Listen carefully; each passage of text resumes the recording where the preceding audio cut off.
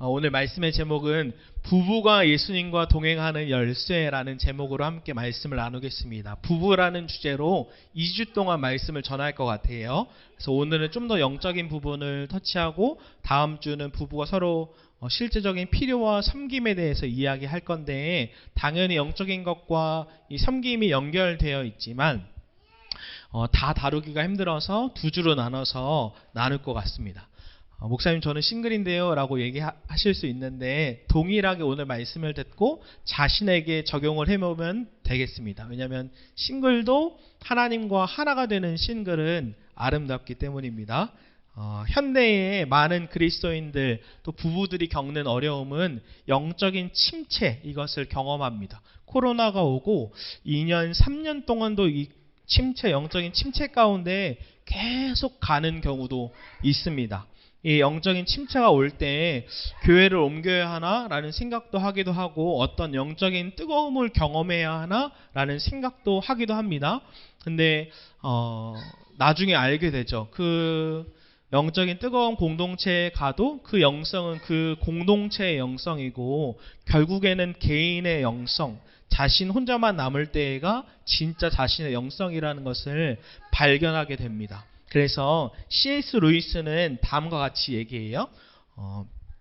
지하실에 쥐가 있을 경우, 쥐의 이미지를 보여주세요.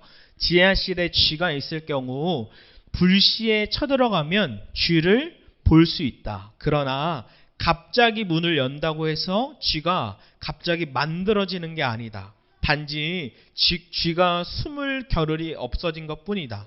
마찬가지다. 누군가 당신에게 갑자기 도발한다고 해서 당신이 갑자기 성질을 부리는 사람이 되는 것이 아니다. 원래 성질을 부리는 사람이라는 것이 드러날 뿐이다. C.S. 루이스가 무엇을 얘기하는 거죠? 이 쥐라는 것은 죄성을 상징하는데, 사람이 갑자기 성공하거나 실패하거나 어려울 때 이 죄성, 쥐라는 죄성이 만들어지는 게 아니라, 갑자기 생겨나는 것이 아니라 원래 내재되어 있는데 이것이 드러날 뿐이다 라고 이야기하는 것이죠. 그래서 우리가 무엇이 중요하냐면, 우리의 삶에 영적인 침체가 있거나 영적인 오르막 내리막이 있을 때에 그냥 영적인 침체를 아니야 라고 부정하거나 묻어두고 그냥 억누른 채로 영적인 침체인 상태로 2년, 3년, 한 달을 계속 갈 것인가? 아니면 그렇지, 주님 저는 죄인입니다. 저는 영적인 침체로부터 해결할 수 없는 사람이고, 저는 제 안에는 쥐와 같이 죄성이 있는 사람입니다 라고 이것을 인정하고 받아들이고 변화될 것인가? 우린 그것을 결정해야 해요. 그래서 현대의 많은 그리스도인들, 문화 가운데 살아가는 그리스도인들, 또 부부들 가운데 어려움이 무엇이냐면 끊임없는 영적인 침체를 경험하고 살아간다는 것입니다. 그렇다면 성경은 이 부부와의 관계와 그리스도의 관계를 어떻게 연결하고 말씀하고 있을까요? 다시요. 성경은 부부와의 관계 그리고 그리스도와의 관계를 어떻게 연결해서 말씀하고 있을까요? 오늘 본문 에베소 5장 31절 32절을 한 번 더 읽어보겠습니다. 시작. 그러므로 사람이 부모를 떠나 그의 아내와 합하여 그 둘이 한 육체가 될지니 이 비밀이 크도다. 나는 그리스도와 교회에 대하여 말하노라. 아멘. 에베소 당시에 사도 바울이 쓴 에베소 당시의 문화는 굉장히 문란했는데, 이 아데미 신전과 아데미 상 여신을 섬기는 문란한 곳이었죠. 그래서 이때 당시의 문화가, 만약에 제가 아데미 여신을 섬기는 남자고 제 아들들도 아데미 여신을 섬기면 이곳에 가서 여사제와 성관계를 맺음으로 제사를 드리는 거예요. 제 자녀들도. 제 아내는 어떠한 마음일까요? 이때 당시 문화가 그랬으니까 성적으로 굉장히 문란한 가운데에 사도 바울은 되게 혁명적인 얘기를 하는 거예요. 31절에 그의 아내와 합하여 그 둘이 한 육체가 될지니라는 것은, 사도 바울은 오직 성적인 연합을 하는 건 아내뿐이다, 남편뿐이다 라고 얘기를 하는 것이에요. 팀 켈러는 성에 대해서 이렇게 말씀해요. 성은 함께 사는 삶의 축제가 된다. 육체의 연합은 삶의 모든 영역이 연합됐다는 놀라운 증표다. 성적인 연합이 영광스러운 것은 삼위일체의 환희를 반영할 뿐만 아니라 언젠가 하늘나라에서 하나님과 나누게 될 사랑의 관계, 영원한 기쁨을 암시하기 때문이다. 오늘 하늘보좌 찬양한 것처럼 지금 시대의 문화의 성이라는 것은 학생들에게도 청년들에게도 성도들에게도 더러운 것이라고만 생각하는데 그렇지 않죠. 사도 바울은 그리스도 안에서 부부 안에서 성은 아름다운 거야. 그 성적인 연합을 통해서 무엇을 맛볼 수 있냐면 하늘의 영광, 하나님과의 황홀한 관계를 미리 맛보고 누리는 거다. 아름다운 거야 라고 이야기하는 거죠. 어디 안에서요? 부부 안에서, 그리스도 안에서. 그래서 성은 단순히 육체적인 관계만 말하는 것이 아니라 부부의 전인격적인 연합, 부부가 완전히 하나됨을 의미하죠. 그래서 사도 바울이 32절에 이 비밀이 크도다라고 얘기해요. 여기서 비밀이라는 단어 미스테리어는 단순히 친구에게 비밀을 속삭이는 것을 이야기하지 않고 여기서의 비밀은 하나님께서 성령을 통해서 그 드러내시는 예상을 뛰어넘는 경이로운 진리를 밝히 드러내시는 것이. 사도 바울이 에베소 5장에서 부부에 대해서 말하는 것은 32절에 뜬금없이 이렇게 얘기해요. 이 비밀이 크도다. 나는 그리스도와 교회에 대하여 말하노라. 에베소 5장이 계속 부부에 대해서 말하다 갑자기 이렇게 얘기하는 거예요. 이 비밀이 큰데 나는 사실 그리스도와 교회의 연합에 대해서 이야기하고 싶은 거야 라고 얘기하는 거예요. 그러니까 이거예요. 부부와의 연합을 통해서 그리스도와의 연합을 밝히 보여주시는 거예요. 그리스도와의 연합을 통해서 부부와의 연합을 밝히 보여주시는 거예요. 사도 바울이 진짜 하고 싶은 말은 무엇이냐면 그리스도와의 연합, 예수님과 생생하고 황홀한 친밀한 동행, 그 비밀, 경이로운 진리를 밝히 보여주시는 거예요. 그래서 제가 저를 포함해서 이 질문을 드리겠습니다. 저를 포함해서 여기 현장에 계신 성도님들, 온라인으로 함께하는 성도님들 질문을 드려볼게요. 여러분은 하루 중에 예수님을 얼마나 생각하고 바라보시나요? 여러분은 하루 24시간 중에 몇 %나 예수님을 생각하고 바라보시나요?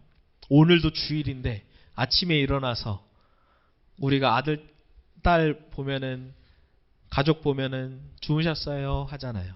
근데 예수님이 나와 함께 하는데 나는 예수님 또는 예수님을 얼마나 생각했는지. 한 선교사님이 이 예수동의 일기를 처음 써보면서 굉장히 큰 충격을 받으셨대요. 질문이 이거였는데 아침에 일어났을 때 예수님을 바라보았습니까? 네, 선교사님 처음에는 에이 이런 시시한 걸 해. 나는 자신감 있어 했는데 아니요 라고 쓰신 거예요. 점심 식사할 때 예수님과 함께 식사했나요? 식기도는 형식적으로 했는데 식사할 때는 전혀 예수님과 식사하지 않은 거예요. 아니요. 하루 일과 중에서 예수님을 생각한 적이 있나요? 이분이 선교사예요. 삶을 목사로 뿐만 아니라 선교사로 자신의 삶을 다 헌신한 분. 모든 일들이 하나님의 일이에요. 근데 뭐라고 썼냐면 아니요. 묵상한 말씀이 하루 중에 떠올랐나요? 아니요. 이 선교사님은 너무 충격받았어요. 나는 목사로 헌신할 뿐만 아니라 하나님께 삶을 다 드리고 싶어서 선교사로도 삶을 다 드렸는데 나는 그래도 50%는 주님을 바라볼 거야 라고 자신했는데 자신이 3%밖에 안 된다. 주님을 생각하고 바라보고 의식하는 게. 하루의 일들이 그 선교지에서 신학생들을 가르치기도 하고 선교지에서 선교 사역들을 막 일하시는데 자기가 하루를 진지하게 솔직하게 생각해 봤을 때 예수님을 언제 생각했나? 딱 그 순간이었대요. 채플에서 주님을 찬양할 때 그때만 예수님을 생각하고 나머지는 정신없이 예수님을 전혀 생각하지도 못했다. 우리 세번역 성경 히브리서 12장 2절 말씀 상반절 읽어볼까요? 시작. 믿음의 창시자요 완성자이신 예수를 바라봅시다. 히브리서 12장 2절은 믿음의 시작점이고 믿음을 완성하게 하는 그 예수 그리스도를 계속해서 바라보자라고 얘기해요. 그런데 이 믿음이 점점점 자라간다는 거예요. 처음 믿음과 나중에 사도 바울이 순교한 것처럼, 베드로가 순교한 것처럼, 스테반 집사님이 순교한 것처럼 이 믿음이 점점 자라는데, 이 믿음이 자라가는데 방해물이 있어요. 우리에게도 장애물이 있어요. 성경은 크게 세 가지를 얘기하는데, 첫 번째로는 죄입니다. 두 번째로는 상처, 쓴뿌리입니다. 세 번째는 세상을 사랑함이에요. 죄와 상처와 세상을 사랑함이 우리의 믿음이 자라가는 걸 방해하는 거예요. 제가 아내와 연애를 시작할 때 믿음이 자라는 것을 방해하는 장애물이 있었는데, 그것이 특별히 무엇이냐면 제 안에 있던 상처와 쓴뿌리였어요. 제 안에 있던. 제가 청년부, 지금도 기억이 나나요? 청년부 수련회를 하는데 예수노당 간사님이 강사로 오셨어요. 제가 어떻게 보면 연결해서 컨택을 했었죠. 근데 제 아내도 그때 YN 간사를 하고 있었는데, YN 간사의 삶이 어땠냐면 돈도 없고 먹을 것도 없고 차비도 없고 잠도 막 밤새 일하고 오는 거예요. 그런데 아내가 지금도 기억이 나요. 그 간사님 거 하나와 자기 거 하나, 스타벅스 2개를 이렇게 들고 오는 거예요. 상식적으로 누구 걸 사와야 돼요. 제 거 하나, 간사님 거 하나면 제가 이해를 해요. 지금 이번 주에도 제가 밥 먹다가 물어보려고 갑자기 화가 나더라고요. 왜 내 거랑 간사님 걸 들어야지 자신 거와 간사님 걸 들었나. 근데 이게 아무것도 아니에요. 근데 제 안에 상처와 열등감이 있었어요. 그분은 되게 위에서 멋있게 설교를 하는 것 같고 되게 저는 초라해 보였어요. 내 모습은 돌 같았고 질그릇 같았고 초라했죠. 상처가 나 있는. 그때 열등감이 엄청나게 나오니까 제 자신도 너무 힘들고, 저는 그때 되게 진지했어요. 유리잔이 깨진 듯한 고통스러움. 아내도 그때 되게 당황했죠. 이게 뭐 큰 문제냐. 아내도 고통스러워하고. 그때 제가 뭐라고 얘기했냐면, 이 열등감과 상처를 하나님 앞에서 다루겠다. 그 대신 나도 나를 기다려 줄 테니 당신도 나를 기다려 달라라고 얘기했어요. 근데 정말로 하나님 앞에 이것을 결정하고 다룸받을 때 순식간에 다룸받은 것 같아요. 우리의 믿음이 자라나는 것을 방해하는 장애물이 무엇인가요? 죄와 상처, 쓴뿌리. 또 세상을 사랑하는 것이죠. 그래서 과거에 받은 상처는 우리의 영적인 눈을 가리워요. 그때 예수님이 보이지 않고 뭐만 보이는 거예요? 제 안에 있던 상처와 쓴뿌리만 보이는 거예요. 그래서 이 상처는 믿음이 자라나는 게 아니라, 예수님을 바라봐야 믿음이 자라나는데, 믿음이 자라나는 것이 아니라 자신에게 완전히 몰두하게 해요. 이것만 계속 보는 거예요. 내 상처만. 이 상처가 어떻게 해야 다룬받았습니까? 이 상처를 가지고 예수님 앞에 나가야, 예수님 제 안에 이런 상처와 쓴뿌리가 있어요. 주님 다루어 주세요라고 결정할 때, 예수님께 갈 때 예수님께서 이것을 다루어 주죠. 죄와 상처와 세상을 사랑함은 자신에게만 몰두하게 합니다. 유기선 목사님이 처음 2008년에 24시간 예수님을 바라보는 훈련을 시작하시면서 구체적으로 예수님과 동행하는 일기를 쓰셨어요. 그때 처음 예수 동행 일기를 쓰시면서 자신의 모습에 큰 충격을 받으셨어요. 유기성 목사님이 처음 쓰신 예수 동행 일기예요. 제가 읽어드릴게요. 나는 24시간 예수님을 바라보는 실험을 하면서 나의 영적인 상태에 놀랐다. 내가 사람을 대하거나 예배를 드리거나 설교 준비를 하거나 회의를 할 때 나는 보이지 않는 예수님을 전혀 생각하지 않았다. 설교 준비에 지치면 인터넷 뉴스를 검색하는 등 이런저런 일로 시간을 보냈는데, 인터넷 뉴스에 들어가는 횟수만 해도 20회가 넘는다. 혼자 있을 때 예수님을 바라봐야 한다는 생각조차 하지 않았다. 충격이다. 우리의 믿음을 자라나게 하는 것을 방해하는 장애물이 무엇이죠? 우리 안에 있는 죄성, 세상을 사랑함, 상처와 쓴뿌리가 이 믿음을 자라나게 하는데 방해합니다. 그렇다면 우리의 이 예수님께서는 우리의 영적인 이 문제를 어떻게 해결하셨을까요?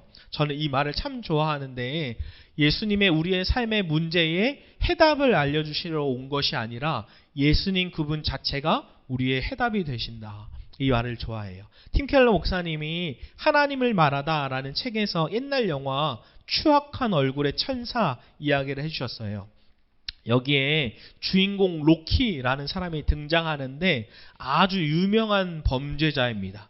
문제는 이 로키라는 사람을 유명한 범죄자인데 수많은 비행 청소년들이 이 로키를 선망하고 우상으로 삼고 그들의 하나님은 로키였던 거예요.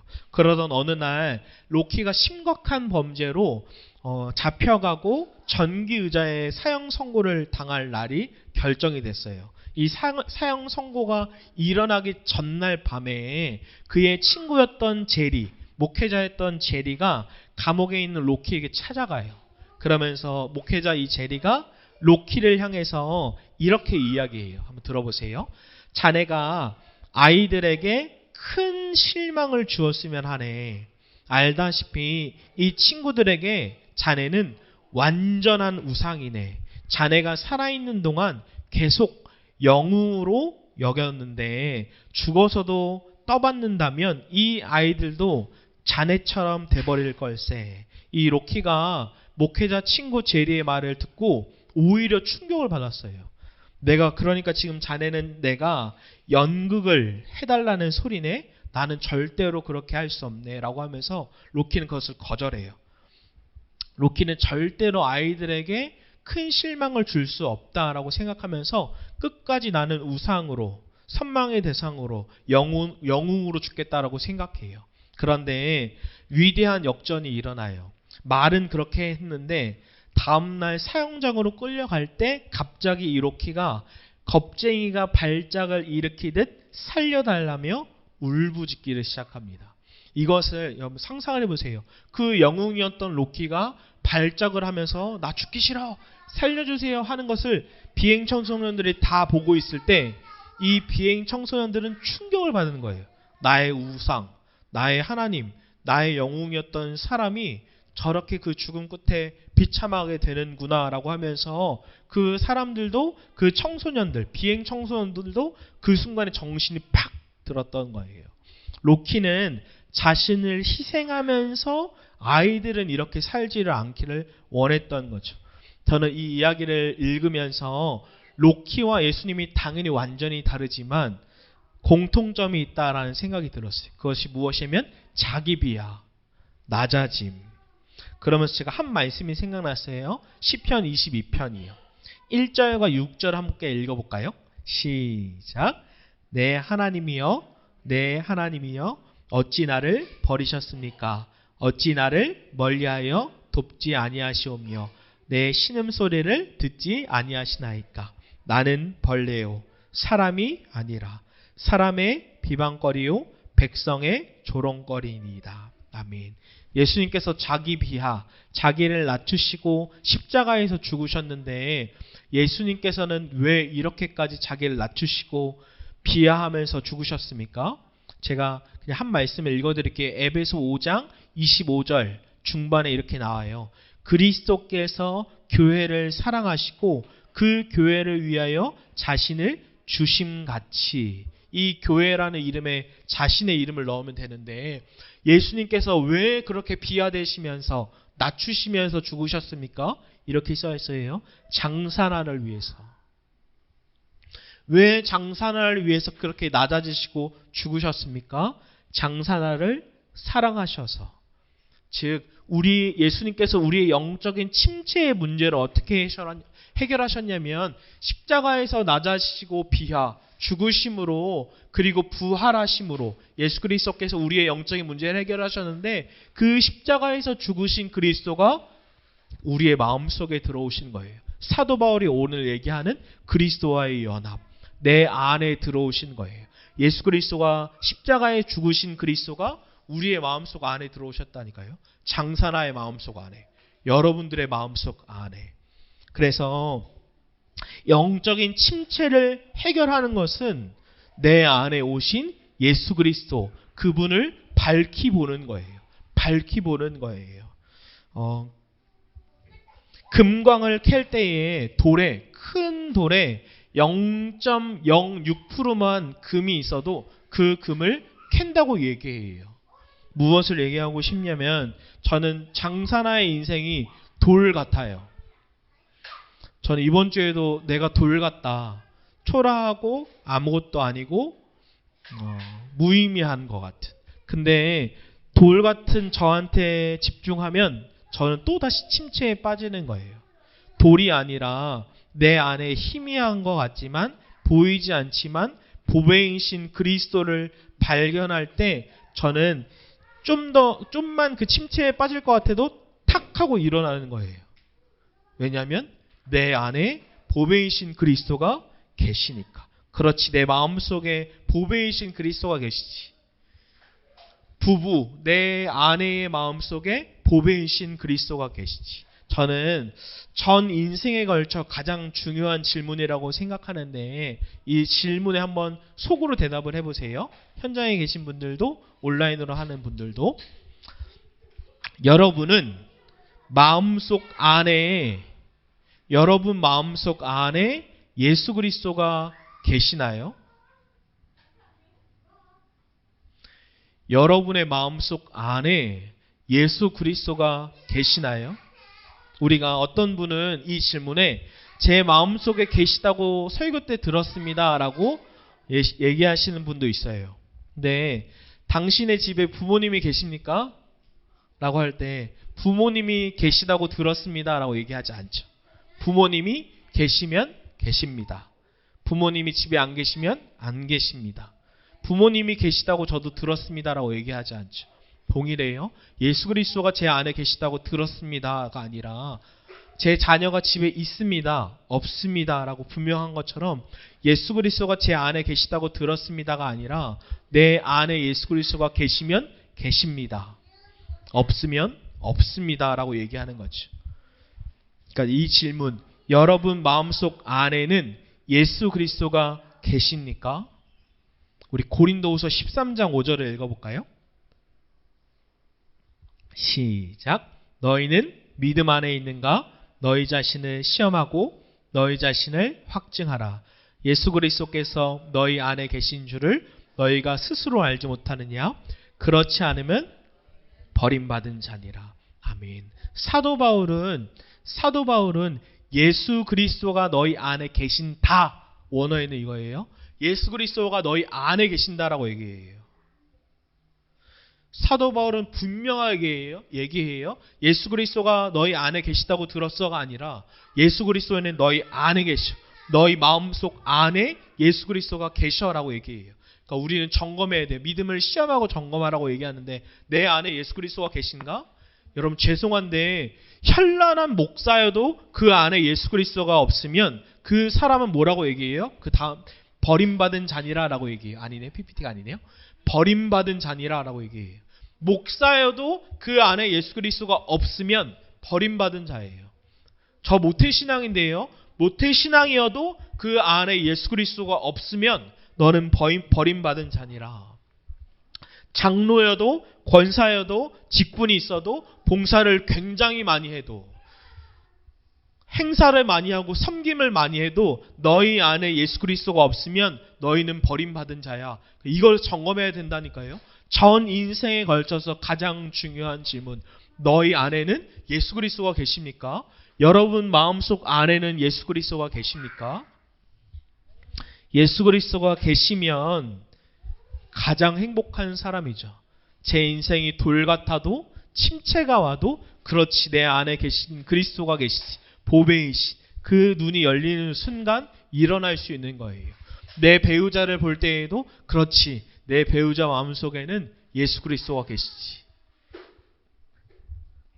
전부를 가진 거죠. 말씀의 결론을 내리겠습니다. 그렇다면 우리는 어떻게 믿음의 적용을 해야 할까요? 2주 동안 부부에 대한 설교를 들을 텐데 오늘은 좀 더 영적인 그리스도와의 연합을 초점을 가지고 얘기했는데요. 중요한 것이 있는데 부부 설교를 들으면서 최악의 경우는 이거예요. 상대방에게 설교를 적용시키는 것. 너 목사님 설교 들었지? 이렇게 하래잖아. 남편에게 복종하래잖아. 이건 최악이에요. 설교를 들으면 누구한테 적용해야 돼요? 나 자신에게. 저도 제 자신에게. 아내도 자신에게 적용해야 돼요. 나는 정말 예수 그리스도를 바라보고 있는가? 예수님과 동행하고 있는가? 내 안에 계신 예수 그리스도가 돌보다 더 크게 보이는가? 라고 나에게 적용해야 되고, 예수님과 동행하는 삶, 예수님을 바라보는 삶. 그리고 배우자를 향해서는 기도해야 되죠. 하나님, 제 배우자가 예수 그리스도와 가장 행복하게 동행할 수 있도록 은혜를 허락해 주세요. 그래서 부부가 예수님과 동행하는 열쇠가 어디 있습니까? 그건 나로부터 시작합니다. 내가 먼저 내 안에 계신 그리스도를 밝히 보게 되고 행복하게 동행하게 되고. 전 두 가지를 여러분께 적용으로 던져드려요. 그냥 설교로 다 듣는 것이 아니라 여러분들이 스스로 이 정답을 찾아갔으면 좋겠어요. 마치 존 버년이 쓴 철로의 역정, 진리를 찾아서 여행을 떠나듯이 예수님과 동행은 무엇입니까? 이 질문하는 거예요. 예수님과 동행이란 도대체 무엇이지? 두 번째는 그렇다면 예수님과 어떻게 동행할 수 있지? 이 고민을 저는 10년 동안 내내 한 것 같아요. 성경을 찾고 제 삶에 체득하고 이 고민과 씨름을 같이 했으면 좋겠어요. 장사나는 다 찾았어? 아니요. 전 여전히 예수님과 동행이 여전히 모르겠어요. 그러나 막 이제 문에 들어선 것 같고 그것을 계속 알아가기 원해요. 저도 제 아내가 처음에는 당신도 빨리 예수님과 동행해야지, 예수 동행 일기 쓰고 예수님과 동행하는 삶을 살아, 이렇게 했는데 그렇게 절대 안 돼요. 결론은 제가 먼저 예수님과 동행을 누리고 예수님과 생생하게 연합하고 그 삶이 아내에게 보여져야 아내도 그 뒤로 변하기 시작하는 거예요. 그래서 결론은 나로부터 시작한다. 그래서 우리의 인생을 보면 돌과 같이 초라하지만 우리 안에 있는 보배이신 그리스도를 바라보면서 이 고민을 함께 씨름해 갔으면 좋겠습니다.